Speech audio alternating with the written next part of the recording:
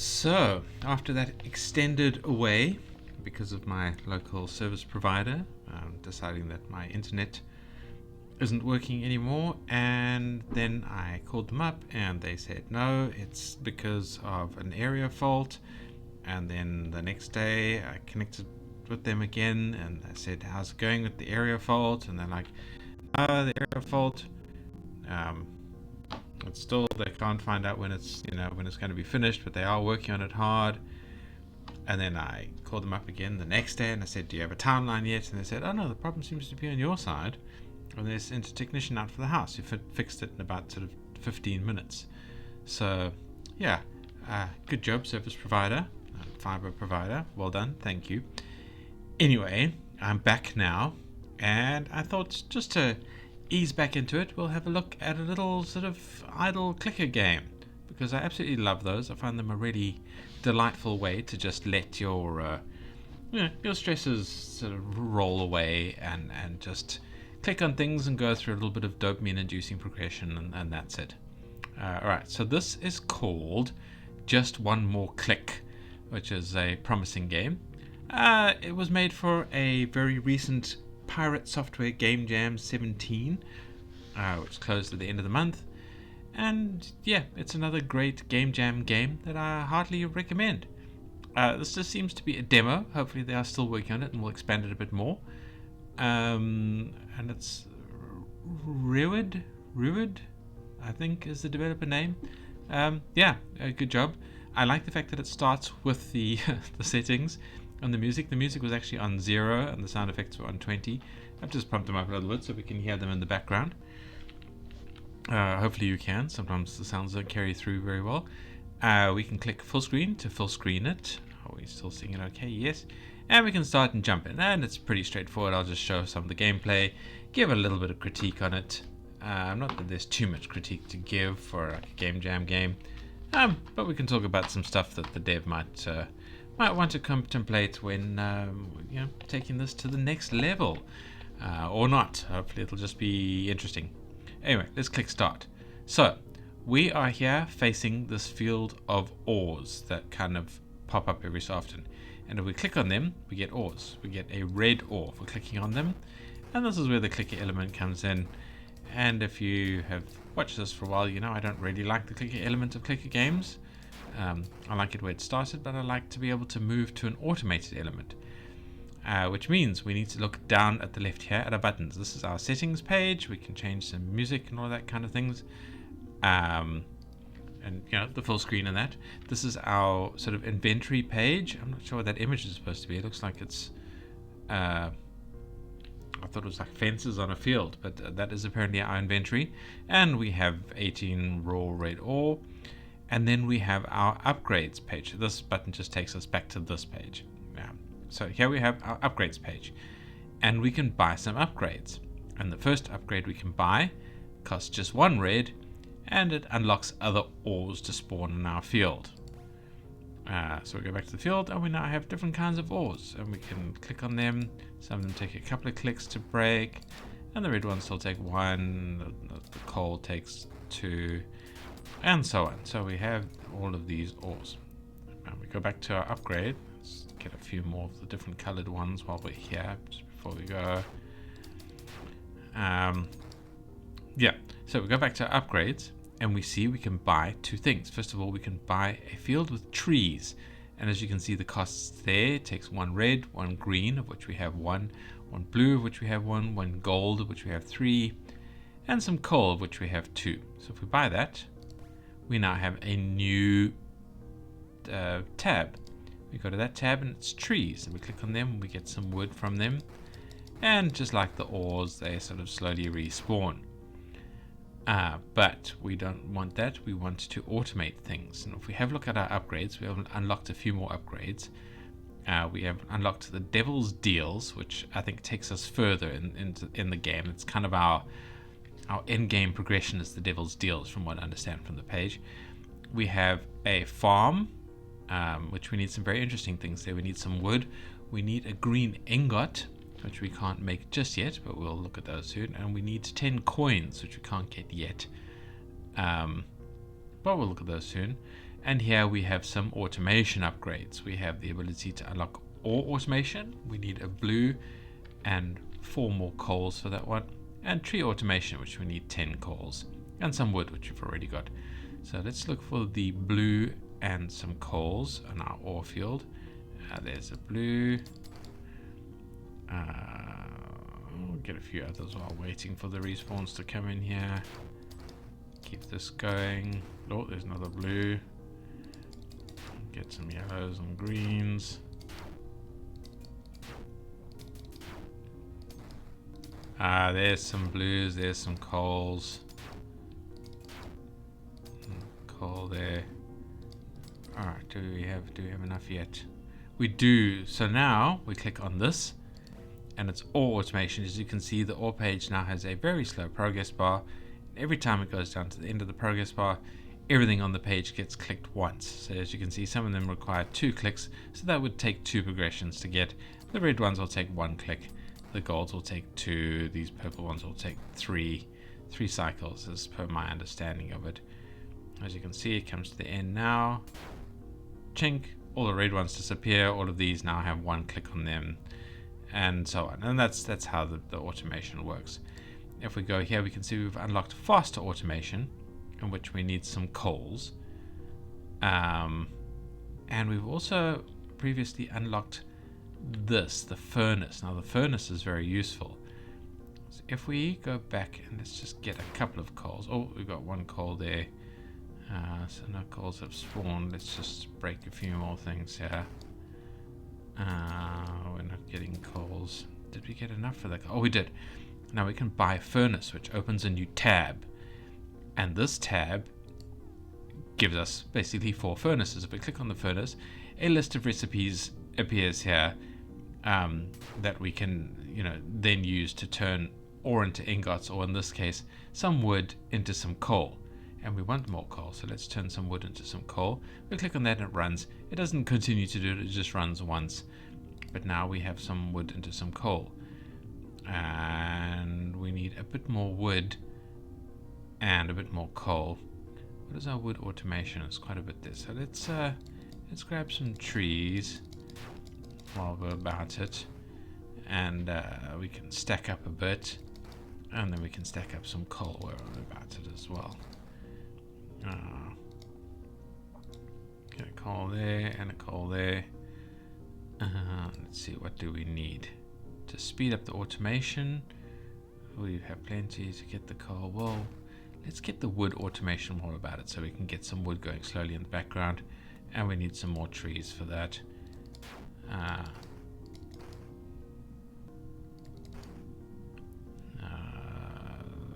Let's get this. So yeah, so we can buy ourselves some faster automation here. And then there's some more auto clickers that we can buy up there and so on. These are all unlocked now. We've got them unlocked. And we can also get rainbow ore, which is quite nice, but we need a lot of all the different ores. So we'll leave that for now. I'd rather work on this. So what we need here is we need a green ingot, a blue ingot, and some wood. But what we don't have are ingots, so we need to unlock the ability to make them in the furnace, which we just have got enough points to buy, so we'll buy that. And then some more things have been unlocked there, but we'll have a look at those later. But anyway, so now we can buy ingots, and what we need is a green and a blue. So if we go to our furnaces, we need a green ingot that we can start with, and we need a blue ingot that we can start with. As you can see, if you have a look at them, you have what the sort of the raw materials that you need. We have 8 blue sort of ore bits and 11 coal, and that's kind of well, our raw materials, so we could make plenty of them if we needed. But we now have 1 of each, and we have just enough wood for that, so we can speed things up a bit. So now it's going a little bit faster there. And now to speed things up for the sort of the 3rd level, which I like to do, we need 40 wood, which we are well behind. But we also need a white ingot, and the white ingot is quite different. See, for the white ingot, if we have a look at our ingots, we have a look at the white ingot. What it needs is it needs 2 red, 2 blue, and 2 green. So yeah, and then 5 coal. We've got plenty of coal at the moment. So if we let's make a red. Let's make a blue. Let's make a green. Let's make another red. Make another blue. Make another green. Once that is done, we should now have enough for a white ingot that we can make. And our mines are going on along fairly well, but I would like the 3rd speed setup, which we have enough to buy now. So we can buy that. Boom. And now it's going quite quickly. You can see the progress bar is going quite fast. And we can get an even faster one, but there's like tools that we need to buy that, and 200 coal. So we're quite away for that. But this is going fairly fast, so we can get it. And I'm actually going to stop the gameplay there because I think you've seen enough. I mean, this is a progression game. You have a look at your sort of upgrade tree, and you can buy your various progressions. One thing we can get that I wouldn't mind having a look at is a farm. So we need a green and 10 of those, and to do that we need to unlock those. Yeah, I'll leave that for you guys to discover. I think it's plenty to figure out there. So you would need to unlock the Devil's Deals with a red and a purple through the furnace, and then that would give you the ability to buy and sell ingots mostly, and buy other items. And then you could sort of sell some ingots, get those 10 gold coins, then create a green ingot, and you can unlock the farms. And that opens another tab in which you can then buy some seeds and grow some things through a slow progression. So yeah, there's plenty to have a look at here, and this is just the demo. Eventually a little thing appears up in the corner that you just have to buy with some items, and that ends the demo. But I mean, this is, a step towards a full game of an idle progression game, which I love the look of, and I heartily recommend. So yeah, so the link will be in the description. Come and have a look at this game. Come and give it a play. Come and give the devs some love, and encourage them to turn it into an even bigger game, which we would like to see. Indie games, they are for the win for the future. So that's all the gameplay I'm showing. If that's all you wanted to see, thank you for watching. Please like, comment and subscribe, because that boosts engagement for me and it boosts engagement for you, and that is good for you because it teaches YouTube to show you more games, videos about games. And I think you want to watch videos about games because you're watching this video about gaming. So yeah, train that YouTube algorithm. Keep it encouraged to show you what you want to see. Don't worry too much about the ID verification thing. That is a storm that will hopefully sort itself out at some point in time. I don't know. I just do videos here, but we'll be keeping a close eye on that, and if any comment needs to be made on it, we'll be talking about it then.